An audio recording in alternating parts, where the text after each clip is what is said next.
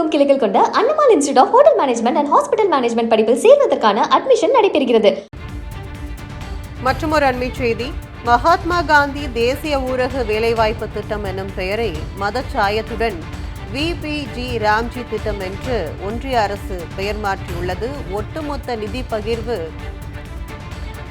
90/10 என்ற விகிதத்தில் இருந்து தற்போது ஒன்றிய அரசு 60%, மாநில அரசு 40% நிதியை வழங்கும் வகையில் மாற்றப்பட்டுள்ளது. ஒன்றிய அரசின் விபிஜி ராம்ஜி திட்டத்திற்கு எதிராக கடந்த ஜனவரி 23ஆம் தேதி திராவிட மாடல் அரசு ஒருமனதாக தீர்மானத்தை நிறைவேற்றியது.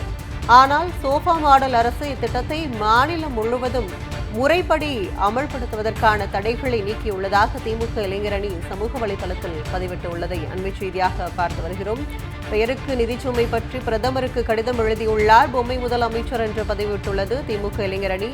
மீனவர் பிரச்சினைக்கு கடிதம் எழுதினால் போதுமா என்றும் பொதுக்கூட்டங்களில் வாய்கிழிய பஞ்ச் டயலாக் பேசியவர் இப்போது மட்டும் கடிதம் எழுதுவது ஏன் என்றும் திமுக இளைஞரணி தனது சமூக வலைதளத்தில் பதிவிட்டுள்ளதை அண்மை செய்தியாக பார்த்து வருகிறோம்.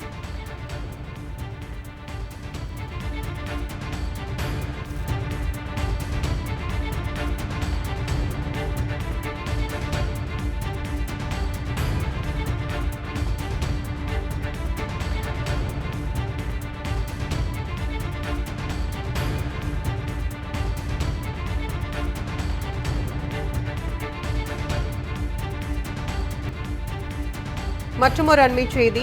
மகாத்மா காந்தி தேசிய ஊரக வேலைவாய்ப்பு திட்டம் எனும் பெயரை மதச்சாயத்துடன் விபிஜி ராம்ஜி திட்டம் என்று ஒன்றிய அரசு பெயர் மாற்றியுள்ளது. ஒட்டுமொத்த நிதி பகிர்வு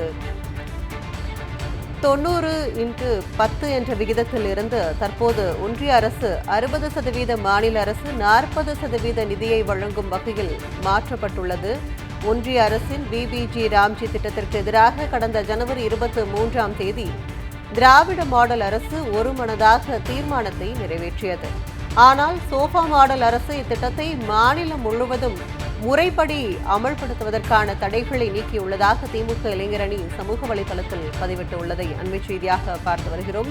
பெயருக்கு நிதிச்சுமை பற்றி பிரதமருக்கு கடிதம் எழுதியுள்ளார் பொம்மை முதலமைச்சர் என்று பதிவிட்டுள்ளது திமுக இளைஞரணி.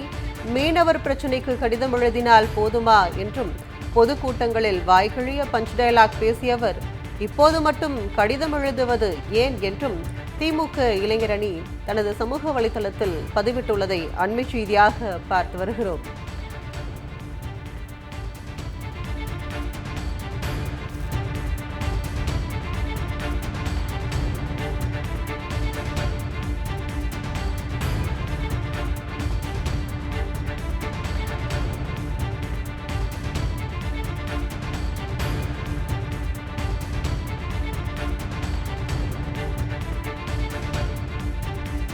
தமிழகமெங்கும் கிளைகள் கொண்ட Annamal institute of hotel management and hospital management படிப்பில் சேர்வதற்கான அட்மிஷன் நடைபெறுகிறது.